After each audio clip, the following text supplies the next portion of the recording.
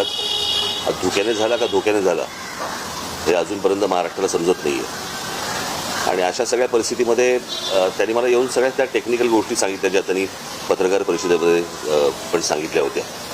मला त्या सगळ्या त्यांच्या बोलण्यातनं मला फक्त एकच गोष्ट जाणवली आणि ती म्हणजे त्यांनी 3 ठिकाणी FIR करण्याचा प्रयत्न केला आणि 3 ठिकाणी FIR करण्याचा प्रयत्न केल्यानंतर 3ही ठिकाणी सरकारकडनं FIR घेतली गेली नाहीत. म्हणजे त्या पोलीस स्टेशनला सांगितलं गेलं की ते FIR घ्यायची नाहीत. मला इथेच जास्ती मला संशयाची सुई ज्याला आपण म्हणतो की किंवा इथे सरकारला असं का वाटतंय किंवा पोलीस स्टेशनला का घेऊ देत नाही.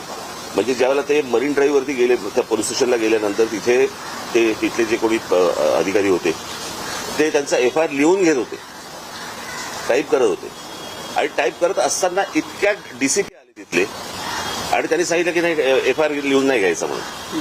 तर हे कशासाठी आहे